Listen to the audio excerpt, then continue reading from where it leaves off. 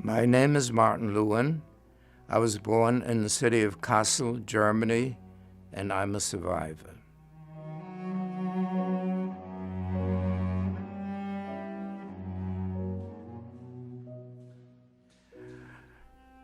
I grew up in the city of Kassel, a beautiful little town surrounded by mountains, which offered opportunities to go hiking and in the winter to sled and ski.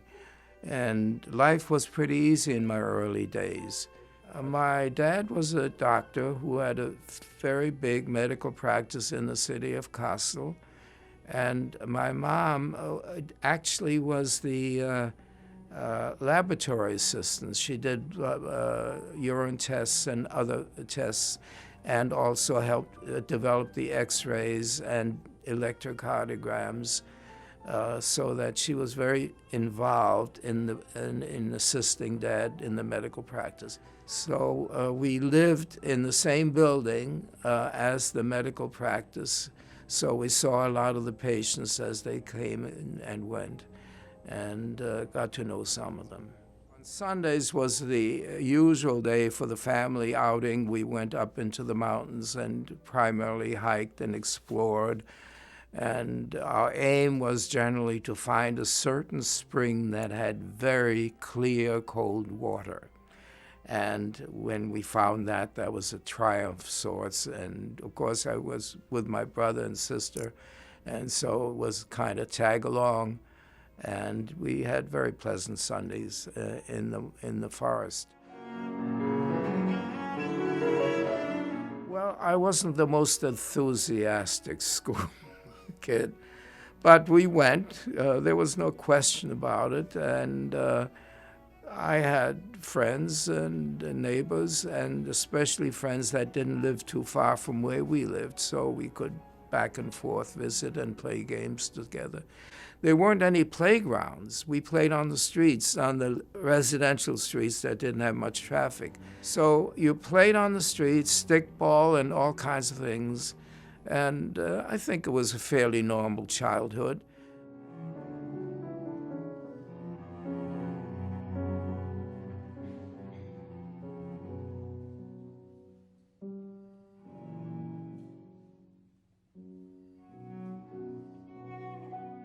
I could no longer go to public schools, so the congregation established a parochial school, which I attended, and was, of course, then with just Jewish boys and girls.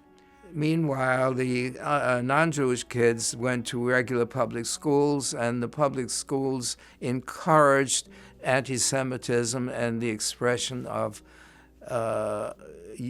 self-expression of the students to go after the Jewish boys and girls in the parochial school. So what they did, the high schools let their students out a few minutes earlier so that they could come and lie in wait for our dismissal time in the elementary school, in the parochial school. So when we got out of school, these kids were waiting for us. And they were usually bigger because they were high school students, and they threw rocks at us, and they beat us up, and we learned to run really fast. Of course, you couldn't always outrun them, and so I got my share of being beaten up after school, but somehow you survive, and it was not a pretty period.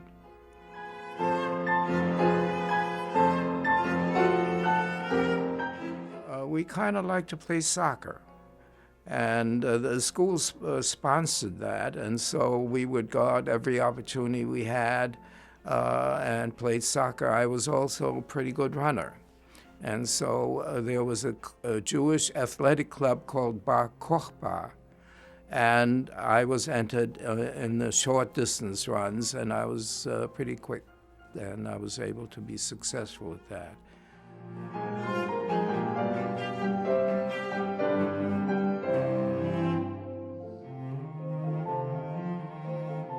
The others were beginning to become associated with the Hitler Youth Program, and they were not inclined to stay to play with Jewish boys and girls.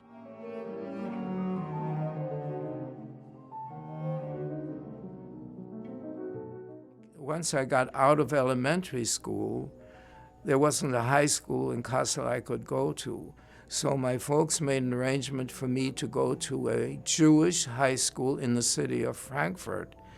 And patients of my dad's had moved to Frankfurt, and they happened to live near that high school, and they were taking in neighbors as a way of help them make a living, actually.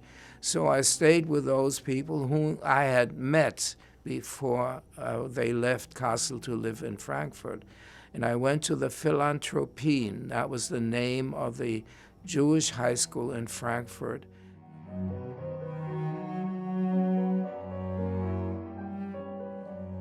As things got gradually worse with each passing month, more and more patients of my dad's could no longer use him as their physician. And so the medical practice shrunk. My friends who were not Jewish began to avoid us and ultimately separate themselves totally from us. And so we had to rely primarily on our Jewish associates and our Jewish friends, and it was more confining. But at the same time, I began to value those friendships more. The German propaganda machine and the Hitler Youth Program all raised the level of anti-Semitism to great heights.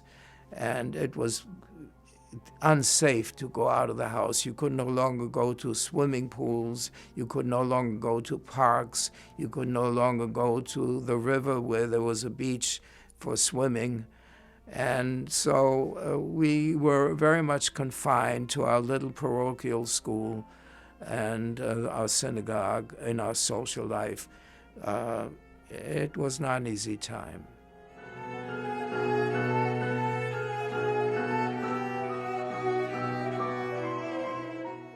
Well, we knew that, I don't know exactly what triggered it. I mean, I was a kid, 10, 12 years old, but they knew well enough that we couldn't take very much money out with us to protect us financially. So my mother decided to travel to visit my father's sister in Holland, and she concealed on her body sums of money to be deposited in a bank in Amsterdam, which were then transferred to a New York bank, so that we had something to fall back on in case the need arose. And so she took that chance. If she had been caught, that would have been the end. Now, the immigration process was very complicated in those days. You had to file papers. You had to have someone in the United States who would vouch for you financially so that you would not become a burden to the state. And so we had my family had a friend, an American couple who came to visit relatives in the city of Kassel annually. And when we had to consider where to go because the Nazi menace was becoming unbearable, my dad wrote to this woman in New York asking her if there's some way he could save his children from the possible impending danger. And she said, "Why don't you all want to come?" And he said, "Well, of course we want to all come, but we couldn't put that burden on you." She said, "Oh, that's no problem at all. I'll provide the affidavit for you." And that's how we were able to come to the United States. We took an ocean liner called the Aquitania, a beautiful old Cunard line ship, sailed from Southampton to New York Harbor. And as we passed the Statue of Liberty, I saw my mother cry for the first time.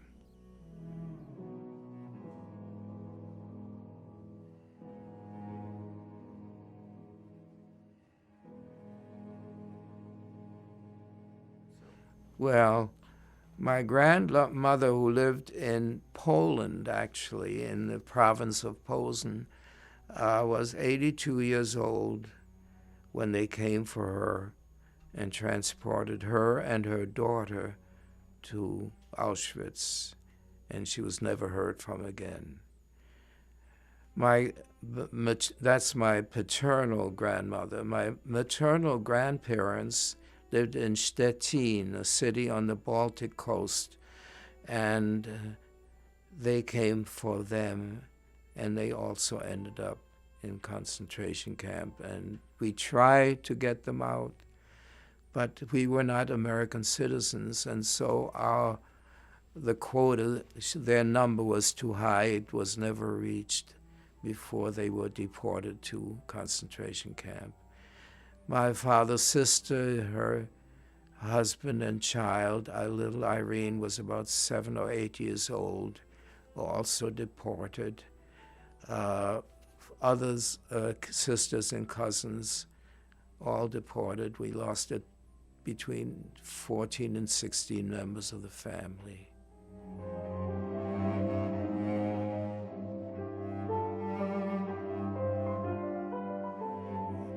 Life in Germany before the advent of Adolf Hitler was really a very pleasant life.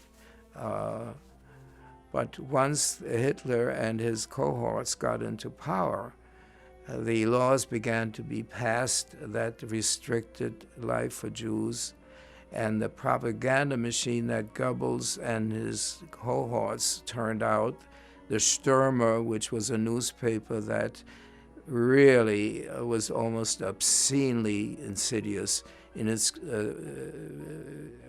creation, in its depiction of Jewish life and Jewish practices, and really all manufactured.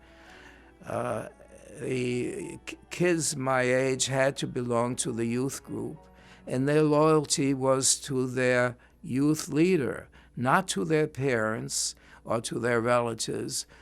The loyalty was to Adolf Hitler. And if they had any criticism that they heard from their parents about what Hitler was up to, and they reported it to their youth leader, which was their duty and responsibility, then the parents could be interned and could be very harshly treated. So the civil liberties began to disappear. You could no longer voice your opinion on any subject. You had to hew the party line, and religious practices were discouraged. Your duty was to the state, to the nation, and not to your faith or to your family or to your friends. And so it became very threatening to live there. You had to be very careful of what you said in public or even among those who you thought were your friends, because you could be reported. So you became very careful of what you said. You were very restricted of where you could go, and you were threatened. At any time, the stormtroopers could come in and give you problems. And this kind of loss of civil rights, of your ability to speak up and to defend yourself, this is, of course, a great danger to free-thinking people and to the ability of people to flourish, to create, to become productive in society. That is not possible under this regime. And if that kind of thinking permeates any society, wherever we may be, we are in serious danger of losing all of our rights, our civil rights, and our religious rights.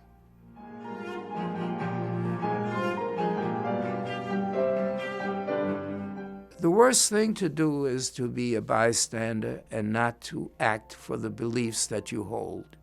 If you see injustices being done and you stand by and do nothing about it, then you are almost as guilty as the people who are doing the injustice. And so it's important to stand for your rights and to defend your rights and do it with pride.